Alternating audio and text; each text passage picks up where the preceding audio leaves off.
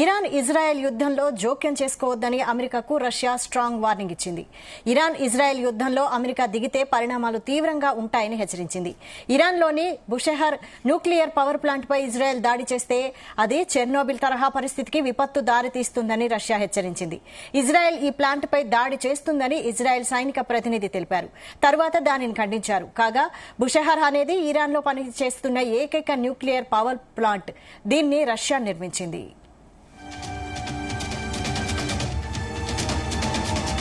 Regarding the ongoing situation in Iran, I know there has been a lot of speculation amongst all of you in the media regarding the president's decision making and whether or not the United States will be directly involved.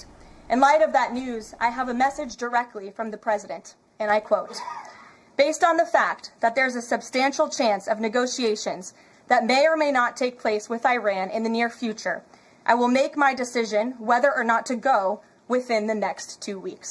That's a quote directly from the president for all of you today. So we'll kick it off for questions here in our new media seat. We have Eli Lake. ఇదే అంశంపై మరిన్ని details chief news coordinator Radhakrishna అందిస్తారు. Radhakrishna. Good morning Vaishali.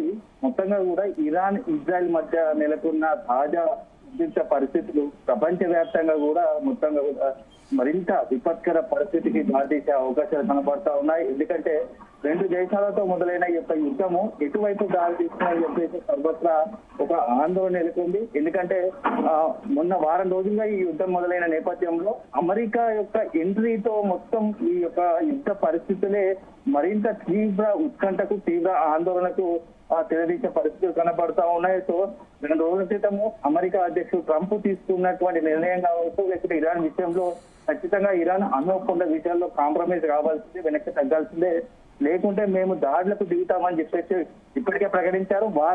2 వారాల్లో ఈ 2 వారాల్లో ఎలాంటి నిర్ణయం తీసుకోవాలనే దానిపైన, అంటే ఇరాన్ పై ఎట్లాంటి దాడులకు దిగాలా లేదా సైనిక చర్యలకు పాల్పడాలా లేదా అనేది 2 వారాల్లో మేము ప్రకటిస్తామని చెప్పేసి ఇప్పటికే అధికారికంగా అమెరికా అధ్యక్షుడు ట్రంప్ ప్రకటించారు. సో ఈ నేపథ్యంలో అమెరికా ఇన్వాల్వ్మెంట్ పైన ఇరాన్ కొద్దిగా మద్దతు పెరుగుతుందని చెప్పవచ్చు. ఒకవైపు చైనా పరోక్షంగా సహకరిస్తుందనే వాదన ఇప్పటికే ఉంది. దీనికి తోడుగా ఇప్పుడు మరొక ముఖ్య దేశం అత్యంత మొత్తం వరల్డ్ లోనే అత్యంత ఫోర్స్, అంటే ఎక్కువ యుద్ధ సామాగ్రిని కావచ్చు, అదేవిధంగా మొత్తం మిలిటరీ వ్యవస్థను కలిగినటువంటి రష్యా కూడా రంగంలోకి దిగుతుందా అని చెప్పేసి అనుమానాలు సందేహాలు కలుగుతున్నాయి. ఎందుకంటే రష్యా ప్రకటించిన అమెరికా గనక ఇరాన్ పై మిలిటరీకి సైనిక వ్యవస్థకు సైనిక దాడులకు పాల్పడితే, ఇరాన్ పై దాడులకు పాల్పడితే మేము చూస్తూ ఊరుకోము, ఖచ్చితంగా మేము తగిన ఇరాన్ కు మద్దతుగా నిలబడి ఇరాన్ తరఫున మేము కూడా పోరాడాల్సి వస్తుంది అని చెప్పేసి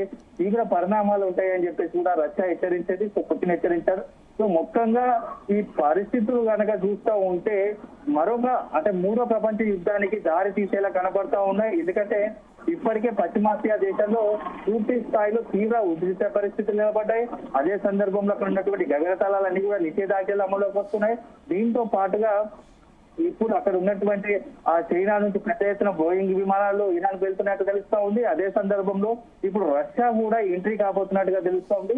సో ఈ రష్యా చైనా మద్దతుతో ఇరాన్ మరింత దాడులకు పాల్పడే అవకాశం ఉంది. ఎందుకంటే నిన్నటి వరకు ఇరాన్ పైన ఇజ్రాయెల్ దాడులకు పాల్పడితే నిన్న నుంచి కౌంటర్ అటాక్ స్టార్ట్ చేసింది. సో మొత్తంగా కూడా నిన్న ఇరాన్ జరిపిన దాడిలో అంటే హైపర్సోనిక్ ప్రత్యేక క్షిపణి ప్రయోగించినట్టుగా తెలుస్తా ఉంది. సో దాంతో అక్కడ ఉన్నటువంటి ఇజ్రాయెల్ పూర్తిగా రాడార్ వ్యవస్థ, రక్షణ వ్యవస్థ దెబ్బతిందని ఒక ప్రచారం జరుగుతూ ఉంది. సో మొత్తంగా కూడా ఇరాన్ ఇక ఫుల్ ఫ్లెడ్జ్ గా రంగంలోకి దిగే అవకాశాలు కనపడుతూ ఉన్నాయి. సో ఒకవైపు చైనా, మరోవైపు ఇప్పుడు రష్యా కూడా మద్దతు పలుకుతుండటంతో ఇక మరింత దాడులకు తీవ్రతరం చేసే అవకాశం కనపడతా ఉంది. సో ఇజ్రాయెల్ కు మాత్రం కాస్త ఇబ్బందికర పరిణామమే. అయితే అమెరికా ఇప్పుడు రష్యా హెచ్చరించిన నేపథ్యంలో అమెరికా ఏం చేస్తుందనేది మాత్రం చాలా ఆసక్తికరంగా మారింది. ఎందుకంటే ఒకవైపు అమెరికా ఇప్పటికే ఇరాన్ ఖచ్చితంగా వెనక్కి తగ్గాల్సిందే, దాడిలో దిగుతామని చెప్తుంది. సో రష్యా, ఒకవేళ చైనా, రష్యా, ఇరాన్ మద్దతుగా ఉండి అదేవిధంగా ముస్లిం కంట్రీస్ 21 దేశాల ముస్లిం దేశాలు కూడా ఇరాన్ మద్దతు తెలిస్తే, మరోవైపు ఇజ్రాయెల్ కు అనుకూలంగా మద్దతు ప్రకటిస్తూ అమెరికా ఉంది, అదేవిధంగా యూరోపియన్ కంట్రీస్ అన్ని కూడా మద్దతు తెలుపుతున్నాయి.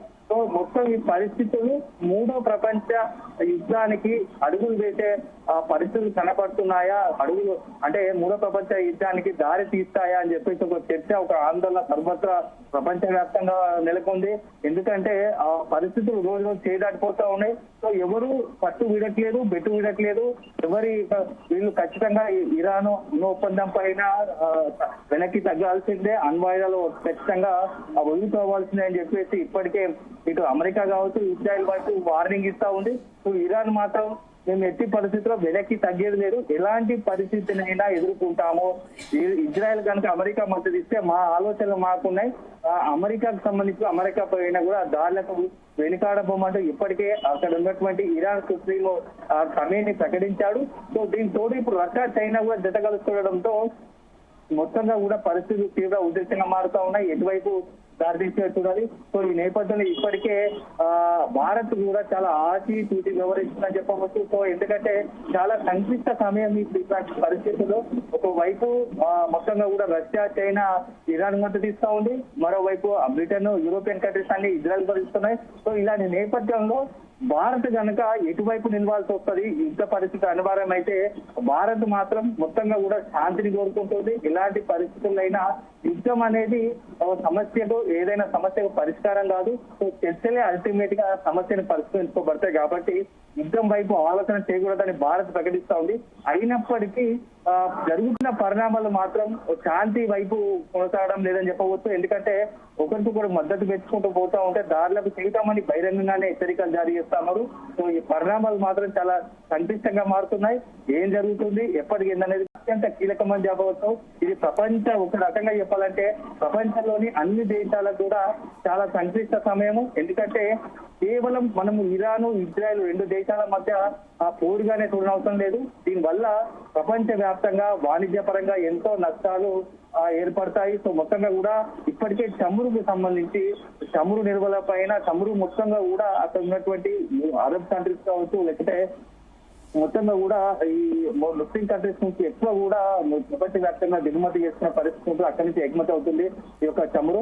సో అలాంటి పరిస్థితుల్లో యుద్ధం కనుక కొనసాగితే ఈ చమురు నిల్వల పైన ప్రపంచ వ్యాప్తంగా ప్రభావం చూస్తుంది. దానివల్ల ఆయా దేశాల్లో మొత్తంగా ద్రవ్యోల్బణం పెరిగి ఆ మొత్తం నిత్యావసరం జరుగుతుండడం, అల్టిమేట్ గా ప్రజలు ఇబ్బందికర పరిస్థితి జరుగుతుంటారు. సో ఇది మంచి పరిస్థితులు కావు.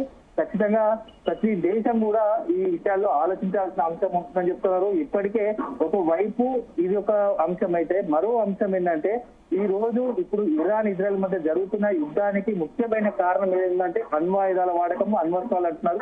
సో ఆ విషయం కనుక ఇక ఎవరు అంటే ఏ దేశమైనా పొరపాటున ఆవేశపూరితంగా ఏదైనా ఈ అణ్వాయుధాల వాడకంపై ఒక నిర్ణయం తీసుకుంటే, లేకపోతే ప్రత్యర్థుల పైన అణ్వాయుధాలు వాడకం మొదలు పెడితే మాత్రం అది ప్రపంచానికి ఒక పెద్ద వార్నింగ్ అవుతుంది. సో ఒక మొత్తం ప్రపంచ దేశాలకు ఒక సీరియస్ వార్నింగ్, మొత్తం కూడా ప్రపంచ మానవాళికి ఒక ఎదురు దెబ్బ తగిలే అవకాశాలు కనబడతాయి. సో అణ్వాయుధాల వాడకం అనేది మాత్రం మొదలు కావద్దని అందరూ కూడా శాంతిగా అసలు యుద్ధ పరిస్థితులు రాకూడదు, యుద్ధం ఉండకూడదని చెప్పేసి ప్రపంచ దేశాలు అన్ని కూడా భావిస్తున్నాయి. కానీ పరిస్థితులు మాత్రం మరోలాగా ఉన్నాయి. ఇరాన్ మాత్రం ఏమాత్రం పెట్టుబడటం లేదు.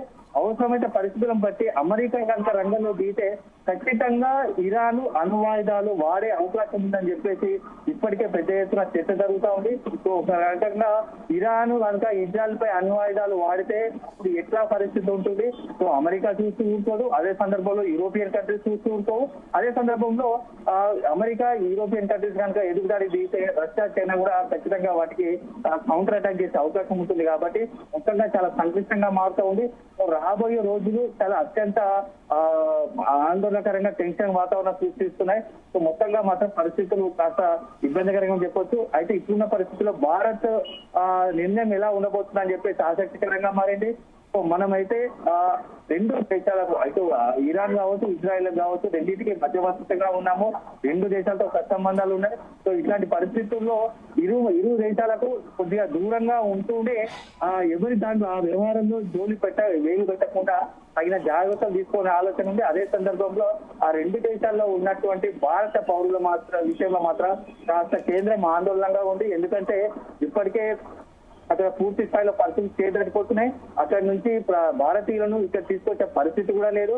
సో రోజు రోజుకు దాడులు పెరుగుతా ఉన్న నేపథ్యంలో ఏం జరుగుతుందో అనేది మాత్రం టెన్షన్ ఉంది. సో గతంలో రష్యా ఉక్రెయిన్ సమీపంలో యుద్ధం జరిగిన సమయంలో ఉక్రెయిన్ నుంచి పెద్ద ఎత్తున వేలాది మంది భారతీయ విద్యార్థులను కావచ్చు, భారతీయులను సురక్షితంగా ఆపరేషన్ గంగా పేరుతో వెనక్కి తీసుకొచ్చాం. కానీ ఇప్పుడు ఆ పరిస్థితి లేదు. ఎందుకంటే గగనతలాలు పూర్తిగా ఆ నిషేధాజ్ఞంగా నడుస్తా ఉన్నాయి. ఒక పక్కన పాకిస్తాన్ ఉంది ఇరాన్ కు, మరో పక్కన ఆఫ్ఘనిస్తాన్ ఉంది. సో ఆఫ్ఘనిస్తాన్ వరకు విద్యార్థులు రావాలన్నా అక్కడ ఉన్నటువంటి పరిస్థితుల్లో ఇరాన్ ఆ చర్యలను నెలకొన్న పరిస్థితుల్లో అంత ఈజీ కాదు, సులభతరం కాదు అని చెప్పేసి చర్చ జరుగుతుంది. సో మొత్తం దాదాపుగా 10,000 మందికి పైగా ఇరాన్ లో భారతీయులు ఉన్నట్టు తెలుస్తూ వాళ్ళ పరిస్థితి ఎలా ఉంటుంది అనే ఒక ఆందోళన నెలకొంది. వాటి విషయం సంబంధించి ఎప్పటికప్పుడు కేంద్ర విదేశాంగ శాఖ కూడా ఆరా తీస్తూ ఉంది అని చెప్పవచ్చు వైశాలి. మొత్తంగా మాత్రం పరిస్థితులు అంత సులువుతరంగా లేవు, సంక్లిష్టంగా మారుతున్నాయి. యుద్ధం విషయంలో ఏ దేశం కూడా బెట్టు వీడకపోతుండడంతో ఈ పరిణామాలన్నీ ఎటు దారి తీస్తాయని చెప్పేసి సర్వత్రా ఒక ఆందోళన నెలకొందని చెప్పవచ్చు వైశాలి.